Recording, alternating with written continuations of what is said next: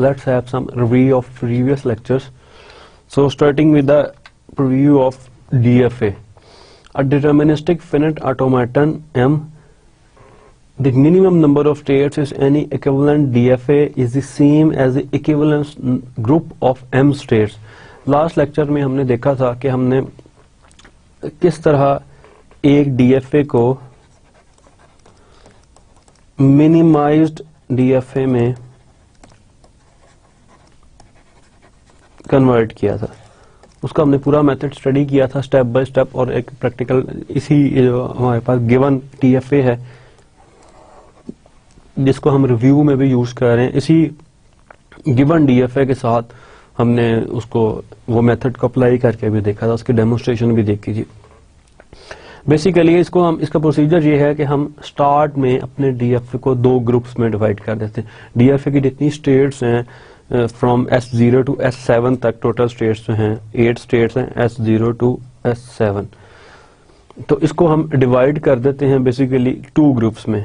पहला ग्रुप इसमें बनता है A, जो उन तमाम स्टेट्स पे मुश्तमिल होता है जो फाइनल स्टेट्स हैं, मीन्स के जहां पे आके हमारी लैंग्वेज एक्सेप्ट हो जाती है, उन स्टेट्स पे जाके हम इसको डिवाइड कर देते हैं, उन स्टेट्स को अलग कर देते हैं। सो दिस इज फर्स्ट। एंड जो दूसरी तमाम स्टेट्स हैं ऑल नॉन फाइनल स्टेट्स, उसको हम ग्रुप बी का नाम दे देते हैं। अब ये हमारे पास दो स्टेट्स, डिफरेंट स्टेट्स आ गई जिनको हमने आगे डिवाइड कर दिया और इनको चेक करेंगे। अब हम इनकी चेकिंग किस तरह करेंगे, इसकी जो बेसिक स्ट्रेटजी है वो स्ट्रेटजी ये है कि हमने अब इन दोनों ग्रुप्स के लिए जो हमारी total number of input alphabets हैं, let's suppose in this case our input alphabets are A and B, means के ओनली 2 अल्फाबेट्स। तो इन दो अल्फाबेट्स के लिए हम इन ग्रुप्स की आउटगोइंग चेक करेंगे, मीन्स कि इनमें से कोई भी अगर इनपुट पे आता है A या B, तो इन दोनों के लिए ये ग्रुप कहाँ पे किस ग्रुप में जाता है, जो हमारी ट्रांजिशन है वो हमें किस ग्रुप में लीड करती है। अगर हम थोड़ा सा इसको समझने के लिए दोबारा A ग्रुप को देखें कि इसकी जो A पे अगर हम A की मूव करें, फर्स्ट इनपुट अल्फाबेट है ये A, इसकी मूव करें तो ये हमें A से ले जाता है ग्रुप B में, क्योंकि ये S2 S3 में जा रहा है और S3 ग्रुप B में लाई करता है, ये यहां से क्लियर है। और इससे अगर A पे जाए तो ये भी B में जा रहा है, यानी कि A की जो मूव है स्मॉल इनपुट अल्फाबेट A के लिए, ग्रुप A की जो मूव है first input alphabet that is also एक स्मॉल a, वो B है। अगर हम सेम ग्रुप की मूव B के लिए देखें तो वो हमें ये B ले जाता है S6 पे, S6 is again in group B, और ये फर्स्ट स्टेट है ये भी B में ले जाती है। तो A की जो दोनों मूव्स हैं वो एक ही ग्रुप में जाती हैं, तो हमें इस ग्रुप को छेड़ने की जरूरत नहीं है। अगर हम सेकंड ग्रुप की बात करें, सेकंड ग्रुप के अंदर हम डिटेल में देखते हैं कि इसकी अभी के कहां पे इसकी जो मूव्स हैं वो किस ग्रुप में हमें लीड करती हैं।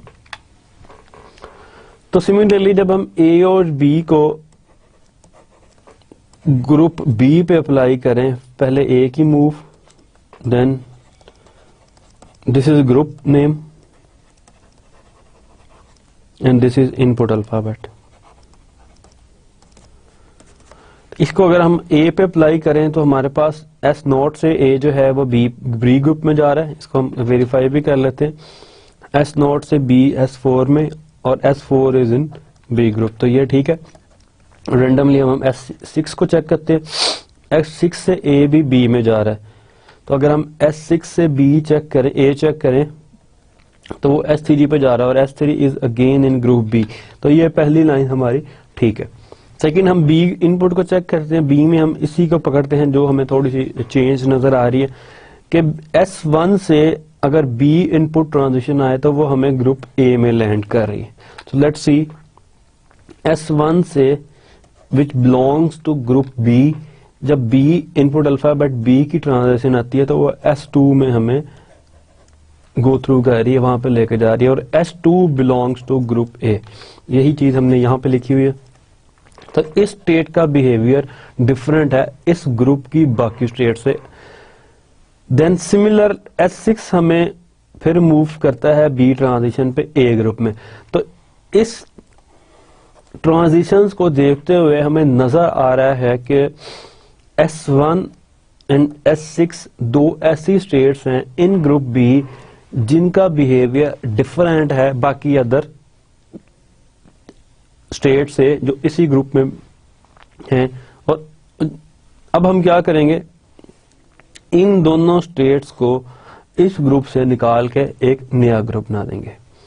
तो ये हमने एक पहली पार्टीशन की है अपने बनाए हुए ग्रुप्स में, जो कि ग्रुप नंबर बी था, और किस बेस पे की है, बिकॉज इसकी आउटगोइंग्स डिफरेंट ग्रुप में लीड कर रही। अब हमारे पास इसके रिजल्ट में 3 ग्रुप्स बन गए। First as it is, B को हमने डिवाइड कर दिया, इसमें से 1 और 6 निकाल दिया और इसको एक नया ग्रुप बना दिया, दैट इज सी। उसको हमने सी का नाम दे दिया। अब यही प्रोसीजर हम दोबारा रिपीट करेंगे इन तमाम इनपुट अल्फाबेट्स के लिए, इन तमाम ग्रुप्स के ऊपर सेम प्रोसीजर। पहले ए को चेक करेंगे, ए और बी को, उस पर फिर इस बी को चेक करेंगे, फिर सी को।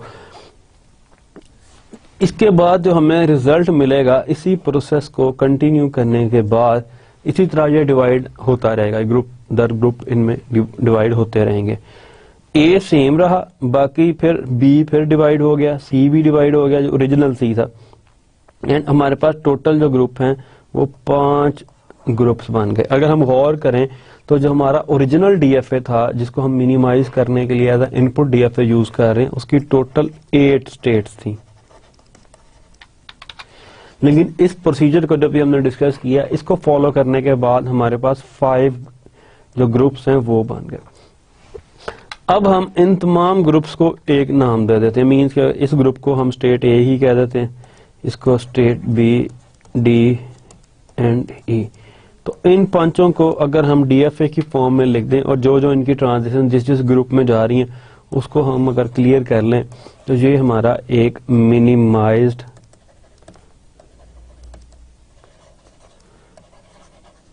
डीएफए जो है वो बन जाता है।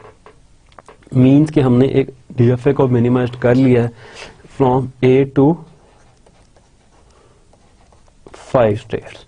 8 स्टेट्स से हमने इसको 5 स्टेट्स पे शिफ्ट कर दिया, और ये सेम रिजल्ट प्रोवाइड करेगा, ये सिमिलर लैंग्वेज को वेरीफाई करेगा, सिमिलर लैंग्वेज को सपोर्ट करेगा, इसमें लैंग्वेज में कोई चेंज नहीं है। Then we saw transition diagrams. The behavior of a lexical analyzer can often be described by a transition diagram. These diagrams have states. इसमें कुछ states होती हैं of which represent something about the history of the character seen during the current search for a lexeme that matches one of the possible patterns.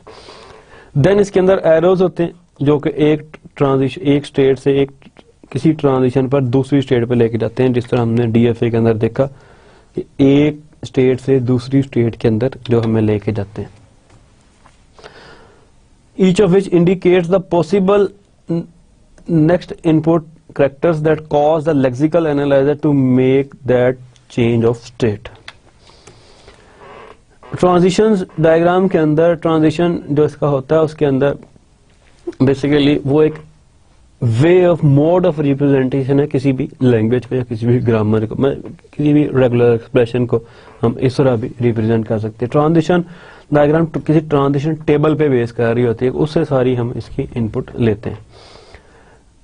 Then we saw finite automata. These are a formalization of transition diagrams that include a designation of a start state.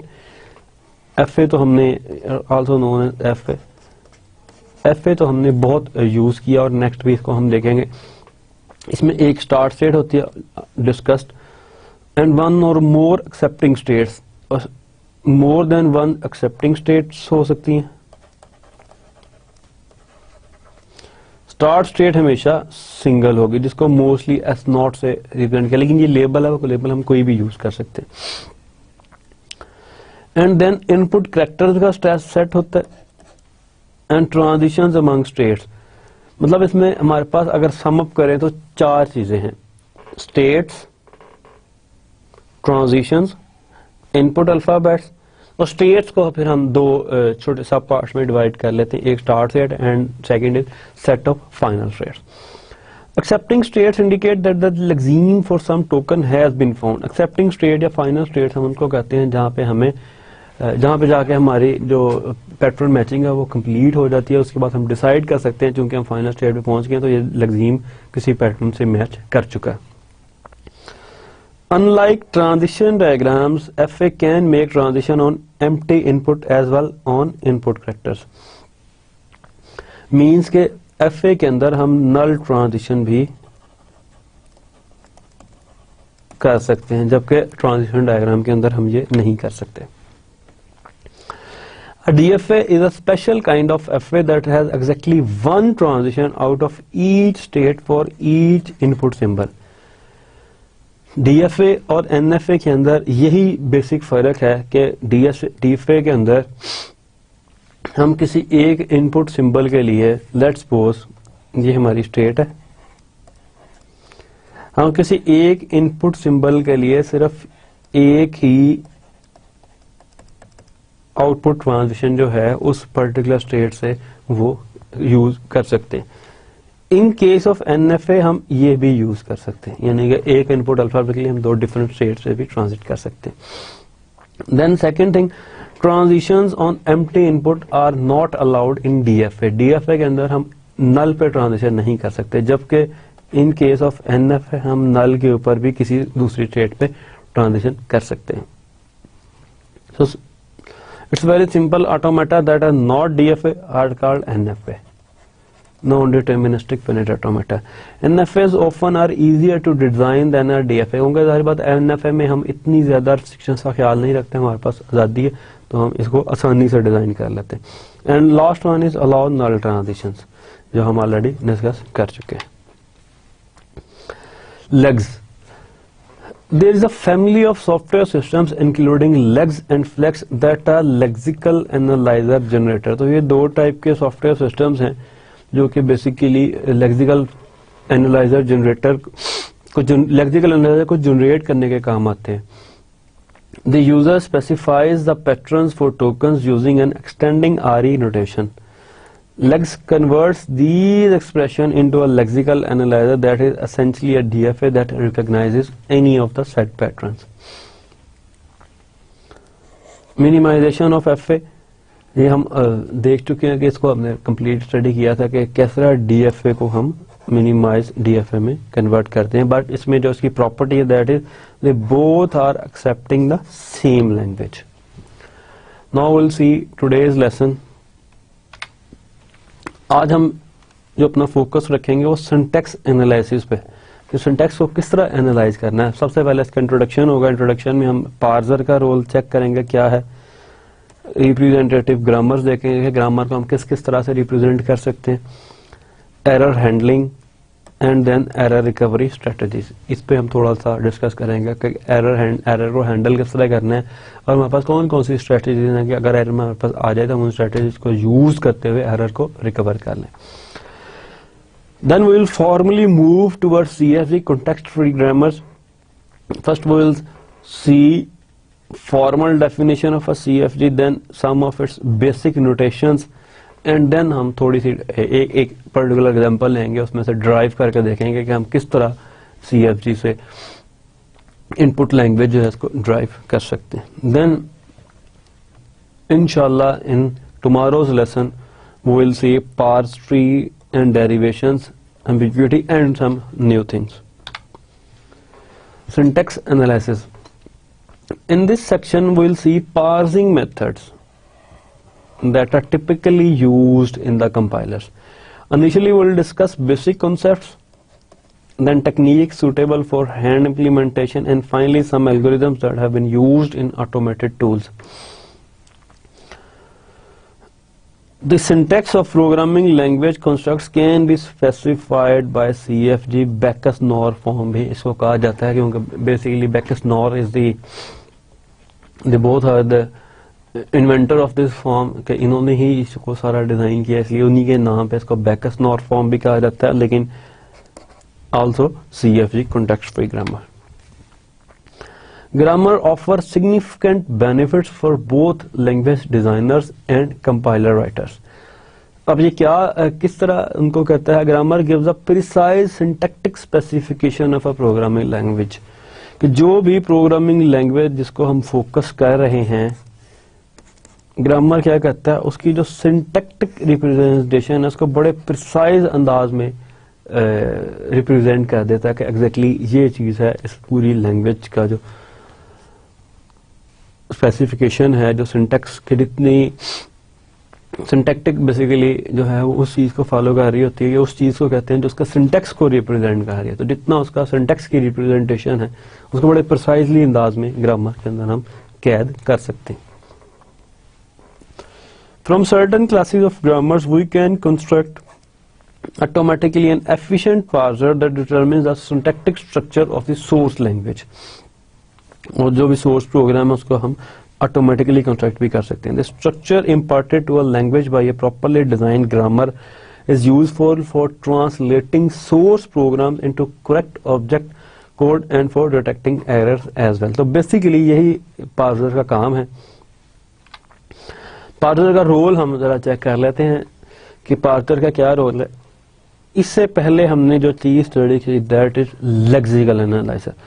अब हम जो चीज study करने चाह रहे हैं that is syntax analyser, या जो हम उसको अगर नाम दें कि सिंटैक्स एनालाइज करने जा रहे हैं सारा, तो जाहिर बात है जो चीज हम जनरेट करेंगे उसको आल्सो नोन एज पार्सर या सिंटैक्स एनालाइजर।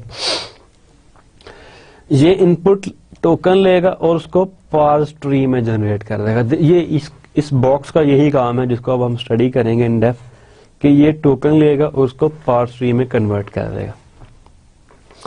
जिस तरह लेक्सिकल के फेज में हमने देखा कि उसमें सिंबल टेबल कंसिस्टेंटली यूज होता रहा, इसी तरह पार्सर के अंदर भी सिंबल टेबल जो है वो इसी तरह इंटरेक्ट करेंगे हम सिंबल टेबल के साथ, उसको यूज करेंगे। So in our compiler model the parser obtains a string of tokens from the lexical analyser, इस फेज से लेंगे, and verifies that the string of token names can be generated by the grammar for the source language. तो ये basically वहां से token लेगा और इसका जो काम है वो वेरिफिकेशन है, क्या ये जो टोकन है इसको हम किसी ऑथेंटिकेट कर सकते हैं कि आया it is the part of the same language और नॉट। इसके बाद वो अगर सब कुछ मैच हो गया तो पार्स ट्री उसका जनरेट हो गया, इट मींस के it is the part of the same language. There are three general type of parsers for grammars. First is universal parser, इनको हम यूनिवर्सल कैटेगरी में रखते हैं, then top down and last one is bottom up.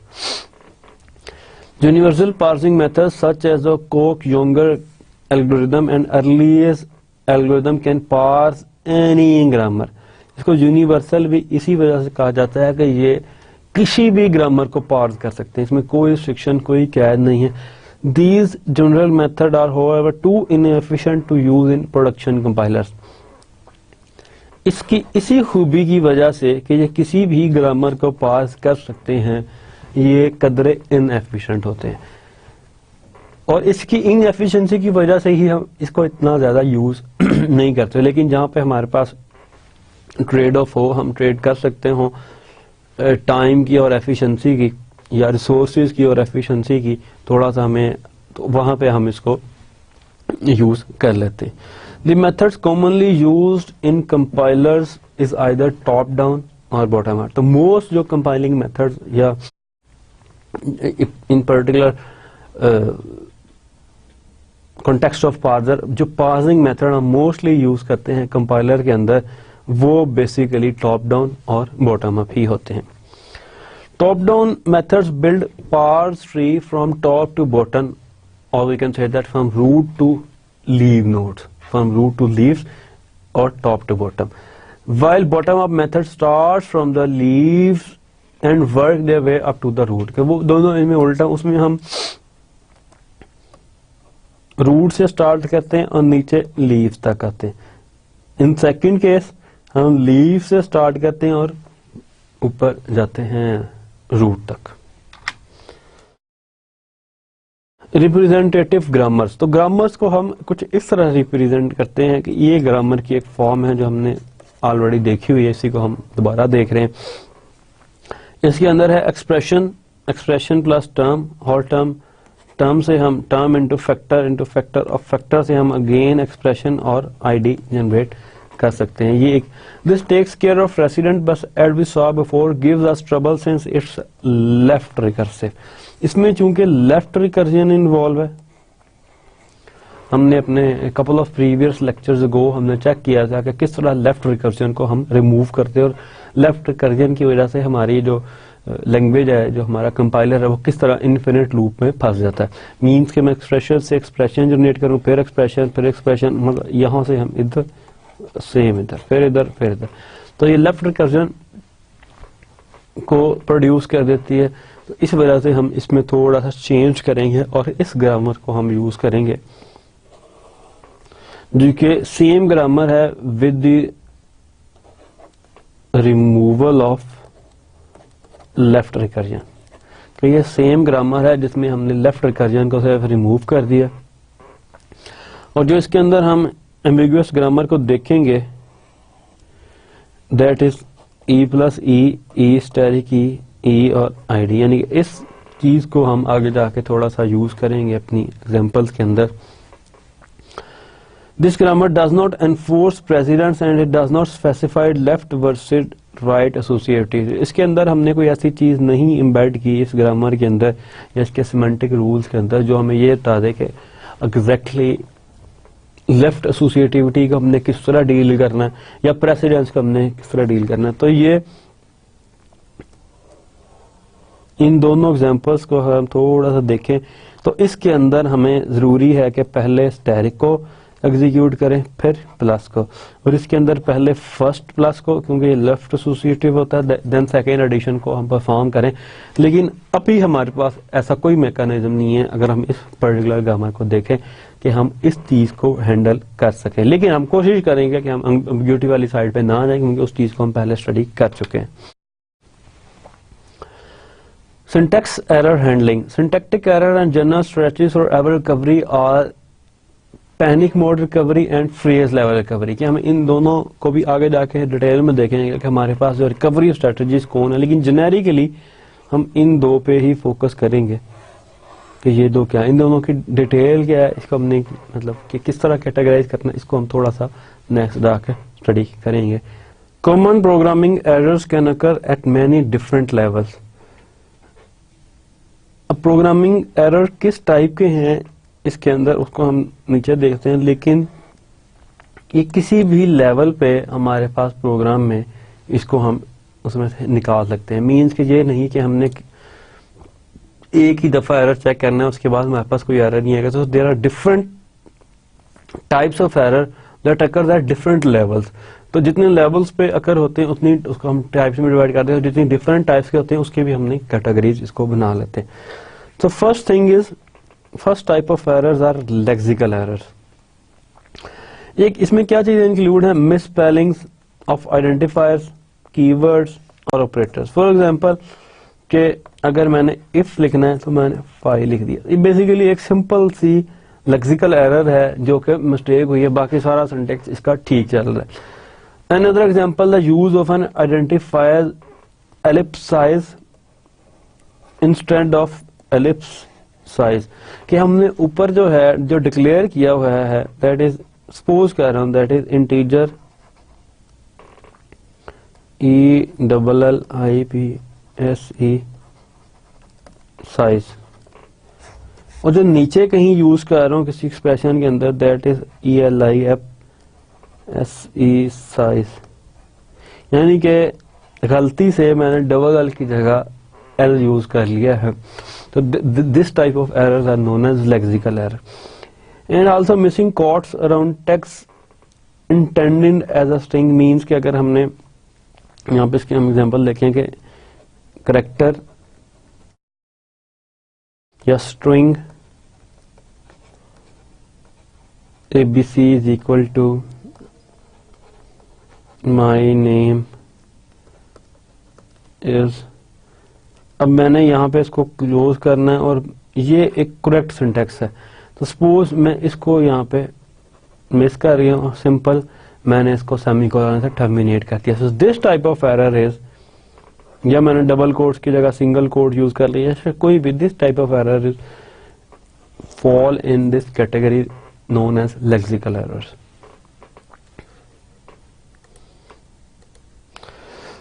Second thing is, second type of error category is semantic errors. Semantic errors include type mismatches between operators and operand. For example, अगर हम बात करें result is equal to 10 plus 15.2, तो यहाँ पे जो हमारे पास problem है कि ये जो टाइप है ये मिसमैच हो रही है. ऑपरेटर जो है वो हमेशा सपोर्ट करता है सेम टाइप ऑफ ऑपरेंड्स को फॉर सम पर्टिकुलर ऑपरेशन. यहाँ पे हमारे पास जो बाहर नजर आ रहा है that is integer and that is float. तो इसकी जो एरर रिकवरी स्ट्रेटजी भी हमने देखी थी या डिस्कस की थी, उसमें क्या कहता है कंपाइलर खुद से इसको 10.0 करके फ्लोट बना देता है. अगर देखा जाए तो इन दोनों का रिजल्ट वही होगा जो पहले 10 plus 5 का था, जो मैथमेटिकली बोथ आर करेक्ट. लेकिन चूंकि हमारी एक रिक्वायरमेंट है कि ऑपरेटर के दोनों साइड पे जो ऑपरेंड्स हैं उनके टाइप मिसमैच ना हो, दोनों सेम टाइप के हों, तो ये एक सिमेंटिक, इस एरर को सिमेंटिक एरर कहते हैं. इस टाइप के जितने भी एरर्स होंगे those are known as semantic errors. ये उसका सोल्यूशन भी साथ ही डिस्कस कर लिया, लेकिन जो टाइप ऑफ एरर है वो हमें क्लियर हो गई यहाँ से.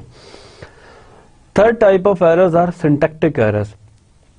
Syntactic errors include misplaced semicolons or extra or missing braces, that is,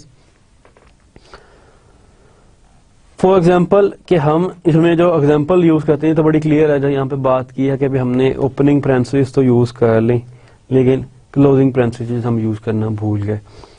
एक और एग्जांपल जो मेंशन है in our notes, that is कि हमने केस स्टेटमेंट यूज कर लिया. फॉर एग्जांपल, केस को जब भी हम यूज करते हैं तो उसके ऊपर स्विच का होना लाजमी है. देन हम केस ए, केस बी और जो भी इस तरह डिफॉल्ट एक यूज करते हैं. सपोज हमने स्विच की जगह ये स्पेलिंग लिख दिया जो कि स्विच का सिंटैक्स नहीं है, लेकिन नीचे case A B C use कर लिया, तो that is known as syntactic error, कि ये हमने स्विच को यूज नहीं किया.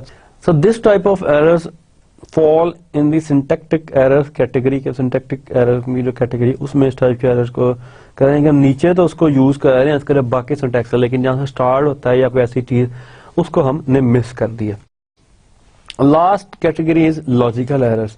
Logical errors can be anything from incorrect reasoning on the part of the programmer to the use in the C program of the assignment operator instead of the comparison operator. Means के जो comparison operator है उसमें हम चाह रहे हैं कि if A is equal to, या हम इसको पहले वैसे लिख लें, is equal to 5, then do this job. अब इसकी जो सी में या सी प्लस प्लस में जो इज इक्वल टू की नोटेशन है that is double equal sign जो है वो उस डबल असाइनमेंट ऑपरेटर है उसको हम यूज करते हैं. ये इज इक्वल टू के तौर पे काम करता है. लेकिन सपोजिटली हम सपोज कर रहे हैं कि हमने इसकी जगह लिख दिया if A single equal to is equal to 5. इस स्टेटमेंट का मतलब है कि 5 ए को असाइन हो रहा है और इस स्टेटमेंट का मतलब है कि 5 ए से कंपेयर हो रहा है. तो ये लॉजिकल एरर है, जो कि मतलब इसको हम इस टाइप के एरर को हम लॉजिकल एरर कहेंगे, कि जहां पे हमें पता है, कंफर्म है 110% के इफ के साथ जब भी ये चीज यूज होगी वो हमेशा असाइनमेंट ऑपरेटर यूज होगी, कभी भी वो कंपैरिजन ऑपरेटर यूज होगा, वो कभी भी असाइनमेंट ऑपरेटर यूज नहीं होगा. तो इसको तो हम बगैर सर्च किए इसको हम इससे रिप्लेस कर देते हैं. That is also an phrase recovery error, कि जिसको हम किसी भी जो रिकवरिंग एरर रिकवरिंग स्ट्रेटजीज में डिस्कस करेंगे इसको किस तरह हम ठीक कर सकते हैं, लेकिन इसको हम रिप्लेस कर सकते हैं इसके साथ. सो अब हम एरर हैंडलिंग को देखते हैं. The error handler in a parser has goals that are simple to state but challenging to realize, इसमें हम रियलाइज करना हमारे लिए सबसे मुश्किल है कि हमने कौन से एरर को इनमें से किस स्ट्रेटजी में फिट करना है और उसके अगेंस्ट कौन सी रेमेडी स्कीम जो है वो यूज करनी है। फर्स्ट चीज जो हम करते हैं जो एरर हैंडलर के अंदर, report the presence of error clearly and accurately, कि एक तो बहुत प्रिसाइज हो और दूसरा बहुत एक्यूरेट हो, उसमें कोई दो ओपिनियन हम ना दे सकें। Second most important thing is recover from each error quickly enough to detect subsequent errors. Means के सपोजली अगर हम लेट्स सपोज, इसकी एक बड़ी सिंपल एग्जांपल है, if I am using a statement integer a is equal to 5 and then integer b is equal to 10, यहाँ पे semicolon missing है तो वो यहाँ पे एक्सपेक्ट कर रहा होगा सेमीकोलन जो कि उसको यहाँ मिल रहा होगा, तो वो यहाँ से लेके यहाँ तक इसको एक ही स्टेटमेंट कंसिडर करने लग जाएगा जो कि एक और एरर का बायस बनेगा।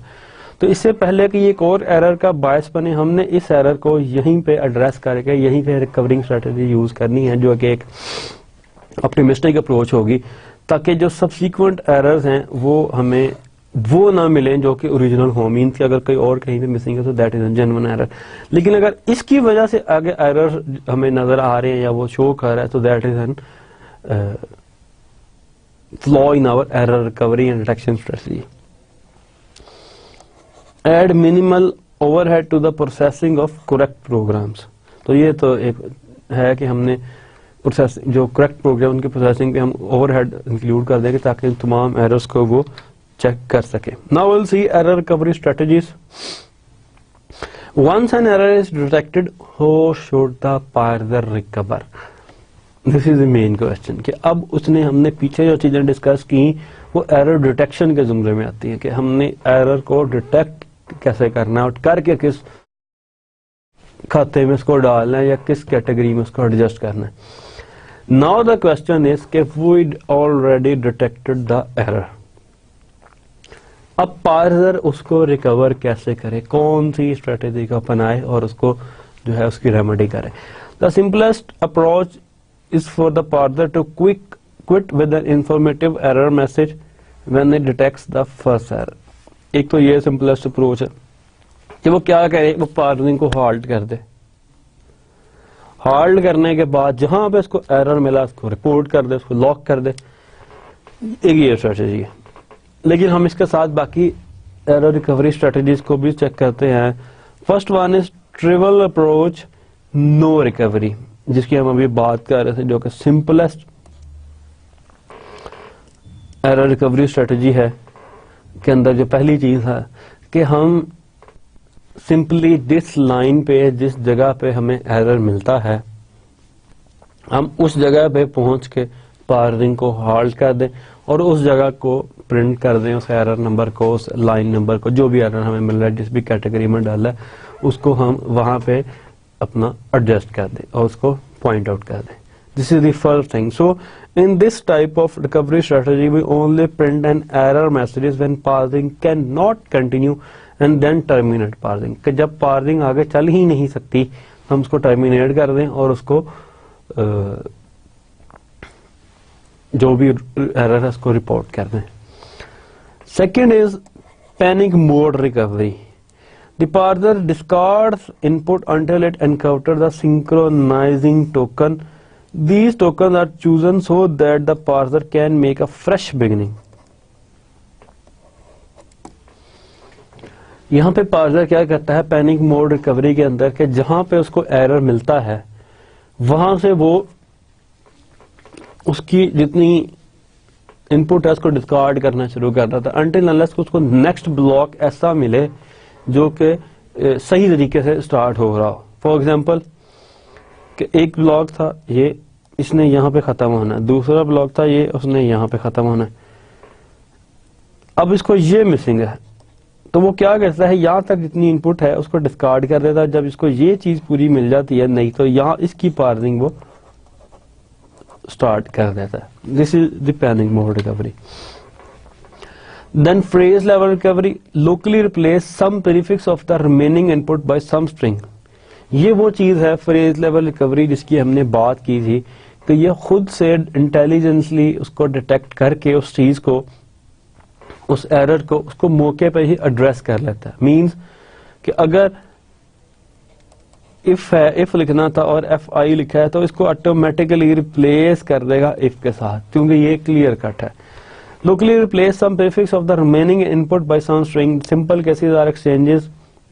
लेट्स सपोज कि अगर हमने टर्मिनेट करना था वहां पे एक कोमा दे दिया तो उसको रिप्लेस कर देगा सेमीकोलन के साथ, ठीक है। अगर जिसकी अभी हमने बात की थी इस एरर की, तो इस टाइप ऑफ एरर को भी फ्रेज लेवल रिकवरी के साथ रिकवर कर देगा कि उनको आपस में रिप्लेस कर देगा। Difficulties occur when the real error occurred long before an error was detected. हाँ, इसमें हमें एक परेशानी हो सकती है कि लेट्स सपोज जिस तरह हमने इस एग्जांपल की बात की, इसको हम यहां दोबारा कर लेते हैं कि ये प्रॉब्लम थी, ये मिसिंग था। अब पॉइंट यहां पे आता है, प्रॉब्लम यहां पे है। अब हम करते क्या हैं, या हमें नजर क्या आता है कि बेसिकली हम देख रहे हैं कि यहां से ब्रैकेट स्टार्ट हो रही है, कोडिंग चल रही है। अब ये भी हो सकता है कि इस पैरेंथेसिस को वो यहां कंसिडर कर ले कि मींस ये कोई इनर उसकी कोई पैरेंथेसिस है, कोई इनर मोड है, कोई इसके अंदर के कोई सब स्ट्रक्चर है और ये स्ट्रक्चर यहाँ पे कंप्लीट हो रहा है, वो यहाँ जाके इसको एक्सपेक्ट कर रहा हो कि ये जो एंडिंग ब्रैकेट है यहाँ पे कहीं पे मिसिंग हो रही है। तो इस चीज को, इसको हम यहाँ पे अगर कंसिडर कर लें और इसको यहाँ पे कंसिडर कर लें, इसको यहाँ पे कि वो इसको सब ब्लॉक, अब यहाँ प्रॉब्लम यहाँ थी इस लाइन पे, लेकिन वो इसको अब सर्च यहाँ पे कर रहा, हो सकता है वो यहाँ पे किसी को पकड़ के उसको रिप्लेस कर दे। तो ये डिफिकल्टी है जिसको एड्रेस करने की जरूरत है। Error productions include productions for common errors, means के जो एरर्स हम पहले ही डायग्नोज कर सकते हैं या पहले ही अज्यूम कर सकते हैं, उनके लिए हम अपनी ग्रामर के अंदर खुद ही प्रोडक्शन जो है वो मर्ज कर देते हैं। अगर इस टाइप का एरर आ जाए तो उसको इन चीजों से रिप्लेस कर देना है। Then we use global correction, change the input I to the closest correct input I dash and produce the pass tree for I dash। Means कि हम खुद ही अज्यूम करते हैं जो उसके नजदीक तरीन जो रेमेडी सोल्यूशन होता है उसकी मदद से हम नया पास ट्री जनरेट कर लेते हैं, क्योंकि ये हम सब कॉन्टेक्स्ट में बात कर रहे हैं पार्सर के। जो नया कॉन्टेक्स्ट ट्री पास करते हैं उसको क्लियरली मेंशन कर देते हैं ये इसकी एक ऑटो जनरेटेड मॉडिफाइड फॉर्म है जिसको हमने एरर, जिस पे एरर रिकवरी स्ट्रेटजी है वो इंप्लीमेंट कर दी है। Context free grammar, grammar used to systematically describe the syntax of programming language contracts like expression and statements. के ये हमने एग्जांपल ली है कि लाइक एक्सप्रेशंस एंड स्टेटमेंट्स, क्योंकि इसको हम पहले से यूज करते आ रहे हैं। तो ग्रामर बेसिकली यह कहता है कि सिस्टमैटिक डेफिनेशन उसकी प्रोवाइड कर देता है, जो भी हमारा प्रोग्रामिंग लैंग्वेज का जो भी सिंटैक्स होता है। मींस के अगर कुछ सिंटैक्टिक रूल्स हैं, उससे कुछ कंस्ट्रक्ट्स हैं जिनको हमने फॉलो करना है, तो हम उन सब को कन्वर्ट कर देते हैं CFG के अंदर। और CFG उसकी एक बहुत अच्छी रिप्रेजेंटेशन है। फॉर एग्जाम्पल स्टेटमेंट, ये इसके सब कीवर्ड्स हैं। If example statement start symbol है if, then starting parenthesis, then ending and then else. इसको हम टर्मिनल्स और रिजर्व वर्ड्स और कीवर्ड्स भी कह सकते हैं कि जिसमें चेंज नहीं होना कभी भी। ये चीजें चेंज होने वाली हैं, एक्सप्रेशन चेंज होगा, स्टेटमेंट चेंज होगा, स्टेटमेंट चेंज होगा। So a syntactic variable statement is used to denote statements and variable expression to denote expressions।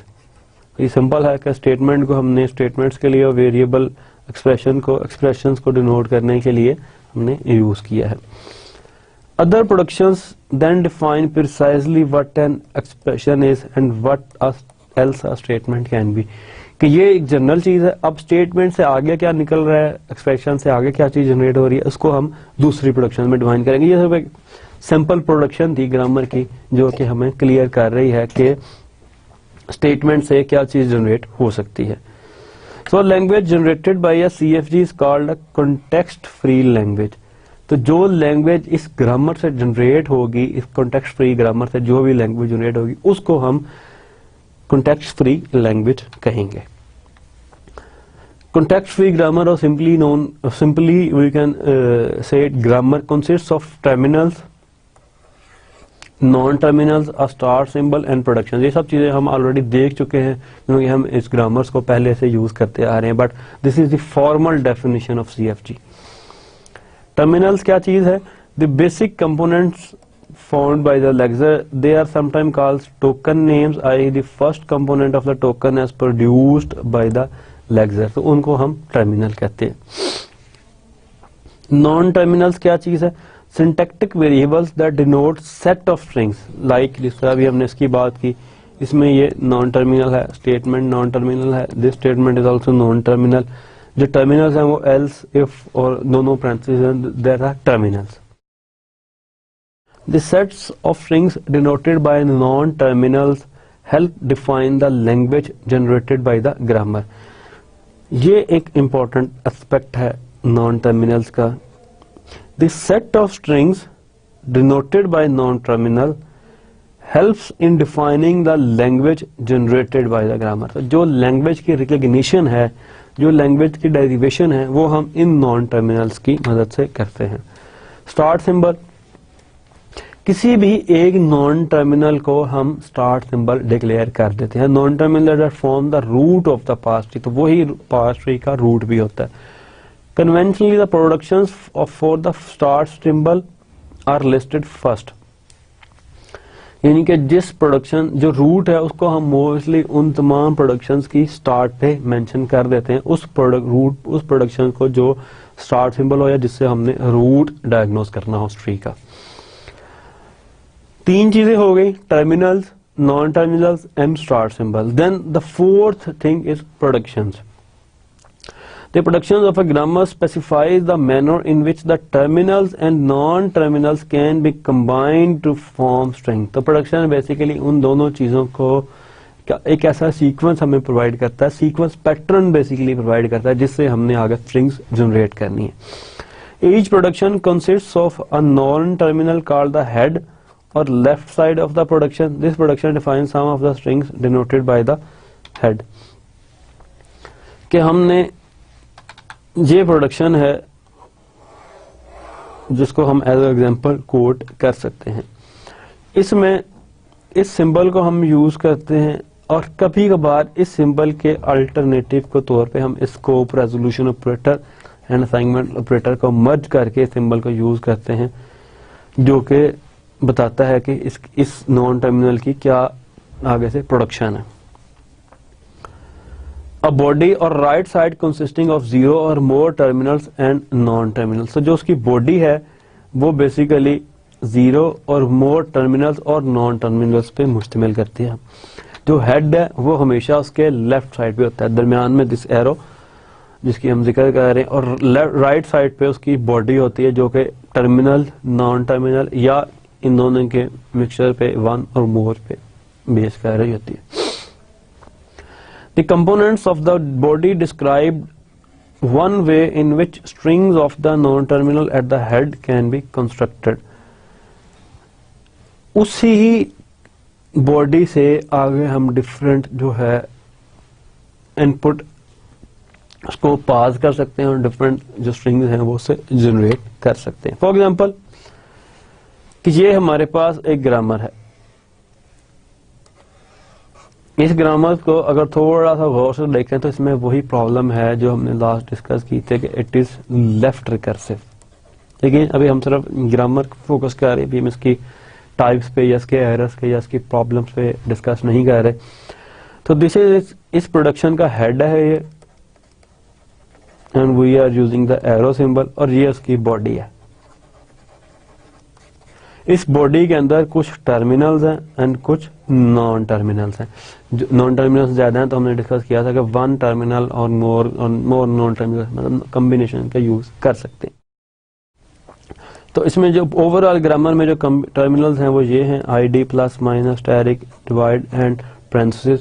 Non terminals are expression, term, factor and ID। Star symbol is expression, क्योंकि इसको भी हमने discuss किया था कि mostly जो grammar की जो टॉप प्रोडक्शन होती है उसकी जो हेड होगा that is the start symbol. अब हम कुछ नोटेशनल कन्वेंशंस देखेंगे इन ग्रामर्स के कॉन्टेक्स्ट में, जिसको हम फिर आगे उसी तरह यूज करेंगे। ये पूरे के पूरे जो वर्ड हैं, एक्सप्रेशन, इसको हम एज इट इज नहीं यूज करेंगे, इसकी नोटेशन यूज करेंगे। तो these notations are particularly used in our course, लेकिन जेनेरिकली ओवरऑल कंपाइलर कंस्ट्रक्शन में भी जितने भी कोर्सेज हैं उनमें मोस्टली यही कन्वेंशन यूज की जाती हैं। लेकिन इसको हम बाइंड नहीं कर रहे, फोर्स नहीं कर रहे, ना ये कोई फतवा जारी कर रहे हैं कि ये चीज हर जगह यूज होगी। आगे कोई राइटर जो है इसको कोई और सिमिलर ग्रामर को किसी डिफरेंट कन्वेंशंस के साथ भी यूज कर सकता है, नोटेशनल कन्वेंशंस के साथ। So it's not of binding. लेकिन इस कोर्स के अंदर, इस बुक के साथ जिसको हम as a text book use कर रहे हैं, उसके अंदर हम यही सारी नोटेशनल कन्वेंशंस यूज करेंगे। टर्मिनल्स के लिए हम ये सारी चीजें यूज करेंगे। ये 5 ग्रुप्स हैं। Lower case letters early in the alphabet such as ABC, ये सब हम इसको अज्यूम कर लेंगे कि टर्मिनल है, हम उनको बताएंगे नहीं बार बार। Operator symbol such as asterisk, plus, minus, divide, ये सब टर्मिनल्स हैं। Punctuation symbol such as parenthesis, comma and जितने भी अदर पंक्चुएशन सिंबल हैं। डिजिट्स 1 से लेके 0 से लेके 9 तक। Bold face string such as ID और if, each of which represent a terminal symbol। तो इस डेफिनेशन के मुताबिक जो टर्मिनोलॉजी है, ये जो ID है हमारा, जिसको हमने यहाँ पे नॉन टर्मिनल में डाला था, अब इसको हम इसमें से निकाल के टर्मिनल में डाल देंगे कि ये टर्मिनल है, क्योंकि यहाँ पे हमने इसको कह दिया कि जो टर्मिनल्स भी हम इनको लिखेंगे। और इस ID से हम कोई एक ही डिजिट जनरेट कर सकते हैं, मतलब ID से 0, 1 और इसी तरह 9 तक हम उसको ऊपर भी लिख सकते थे कि ये हमारा ID है। डिजिट्स, तो ये किसी न एक को टर्मिनल सिंबल को ही रिप्रेजेंट कर रहा होता है। अब नॉन टर्मिनल्स के लिए upper case letters early in the alphabet such as ABC के कोई अपर केस लेटर हम यूज करें। द लेटर S विच, जो मोस्टली हम स्टार्ट सिंबल के लिए उसको हम यूज करेंगे, जो हमारा S लेटर है। Lower case italic name such as expression और स्टेटमेंट, जो कि एक तो लोअर केस में है, दूसरे इटैलिक में है, वो भी नॉन टर्मिनल्स कंसिडर किए जाएंगे। When discussing programming constructs, uppercase letters may be used to represent non-terminals for the constructs. For example, non-terminals for expressions, terms and factors are often represented by E, T and F. कि जो पहले हमने grammar use की है, इसको अगर हम सिर्फ पहली प्रोडक्शन को नोटेशनल कन्वेंशन में यूज करना चाहें तो उसको हम कुछ इस तरह करेंगे, E प्लस T। ये इसकी एक शॉर्ट फॉर्म बन गई, जो ये थोड़ी सी इसकी बल्कि फॉर्म थी, जो जिसमें ज्यादा चीजें हमें लिखनी पड़ रही। Then uppercase letters laid in the alphabet such as X, Y, Z represents grammar symbols, that is either non-terminals or terminals, means इन दोनों को हम as a grammar symbol use करेंगे, जो दोनों कॉन्टेक्स्ट में यूज कर सकते हैं, टर्मिनल भी और नॉन टर्मिनल भी। Lower case letters laid in the alphabet U, V, Z represent string of terminals, ये 100% टर्मिनल्स के लिए इसको हम यूज करेंगे या नल के लिए। Lower case Greek letters like alpha, beta, gamma strings of grammar symbol, ये रिप्रेजेंट करेंगे ग्रामर सिंबल्स की स्ट्रिंग्स को। Possibly they are also empty. So अगर हम इसको थोड़ा सम अप करें, set of productions A alpha 1, A alpha 2, A alpha K with a common head A, call them A production. तो जिन प्रोडक्शंस का हेड सिमिलर होगा, फॉर एग्जांपल इनमें से इन 3 प्रोडक्शंस का हेड सिमिलर है, इन 3 प्रोडक्शंस का हेड सिमिलर है, इन 3 प्रोडक्शंस का हेड सिमिलर है, तो इस पहली प्रोडक्शन को अगर हम थोड़ा सिंप्लीफाई करके लिखें तो उसको इस तरह भी लिख सकते हैं, E plus T, E minus T and T, ये हमने इन तीन को सम अप करके इस एक फॉर्म में लिख दिया। यही चीज यहां पे इस लाइन में की है कि जिनका हेड सेम हो उनको हम इस तरह भी लिख सकते हैं। जो ग्रामर जिसको हम डिस्कस कर रहे थे उसके ऊपर अगर तमाम रोटेशनल कन्वेंशंस अप्लाई कर दें तो हमारे पास ये बनेगी। इसमें से जो वेरी फर्स्ट लाइन है इसको हम खुद से लिख चुके हैं, बाकी इसी पैटर्न पे and it's also in the same pattern. तो ये अब ये उससे काफी लाइट वेट लग रही है ग्रामर देखने में, तो इसको हमने जो है नोटेशनल कन्वेंशंस के मुताबिक लिखा है। Now will C derivations. Derivations का सिंपल मतलब है कि हमने गिवन ग्रामर से जो गिवन इनपुट स्ट्रिंग है वो किस तरह डिराइव करनी है, और इस ग्रामर से हम कितने स्ट्रिंग्स और किस टाइप की स्ट्रिंग्स ड्राइव कर सकते हैं। जिस टाइप की स्ट्रिंग ड्राइव कर सकेंगे वो उसी को उसकी लैंग्वेज कहेंगे। So assume we have a production A of alpha, we would then say that A derives alpha, यानी कि अगर ए से अल्फा एक प्रोडक्शन है तो हम कहेंगे कि ए से अल्फा को हम ड्राइव कर सकते हैं और उसको इस तरह लिखेंगे। ये उसकी नोटेशनल कन्वेंशन है डेरिवेशंस की। अगर हम इसको थोड़ा सा जनरलाइज करें और बीटा और गैमा को भी इंक्लूड कर दें तो हम कह सकते हैं कि अगर हमारा ए से इससे पहले कुछ बीटा आ रहा है और इससे पहले, इसको हम थोड़ा सा क्लियर लिख लें जो कि ऑलरेडी लिखा हुआ कि ए से पहले कुछ बीटा आ रहा है और कुछ ए के बाद भी कुछ है, यानी कि ए से बाद भी कुछ है पहले भी। तो जो हमारी प्रोडक्शन जनरेट होगी ए से अल्फा, तो वो बीटा और गैमा के साथ सेम रहेंगे। अगर हम इसको फर्दर जनरलाइज करें तो alpha derives beta and beta derives gamma. We say alpha drives gamma and write alpha spheric z। इससे पहले अगर हम इसको कुछ इस तरह लिख लें कि a से अल्फा, अल्फा से बीटा एंड बीटा से गैमा, तब हम ये बात कर सकते हैं कि हमने अल्फा से ड्राइव किया बीटा को और बीटा से ड्राइव किया गैमा को। ये जरूरी नहीं है कि जी इसमें एक ही जरूरी नहीं, जनरल हम बात कर रहे हैं कि अल्फा से बीटा, बीटा से गैमा। तो हम कह सकते हैं कि हमने अल्फा से गैमा को किया, लेकिन चूंकि मल्टीपल स्टेप्स में किया इसलिए हमने ऊपर स्टेरिक यूज कर दिया। इस चीज को हम थोड़ा सा मजीद क्लैरिफाई कर लें ताकि आपको थोड़ी सी ज्यादा अंडरस्टैंडिंग हो जाए। फॉर एग्जांपल ए से मैंने ड्राइव किया अल्फा, देन अल्फा से ड्राइव किया बीटा। अब मैं ये बात कर सकता हूँ, चलो एक और, बीटा से ड्राइव किया गैमा। अब मैं ये चीज क्लियर कर सकता हूँ या मैं इसको इस तरह भी लिख सकता हूँ कि बेसिकली मैंने ए से ड्राइव किया गैमा, लेकिन चूंकि मल्टीपल स्टेप्स में ड्राइव किया तो मैं इसको इकट्ठा करके ए से गैमा ड्राइव किया। ऊपर जो नोटेशन यूज कर रहा हूं वो स्टेरिक की है।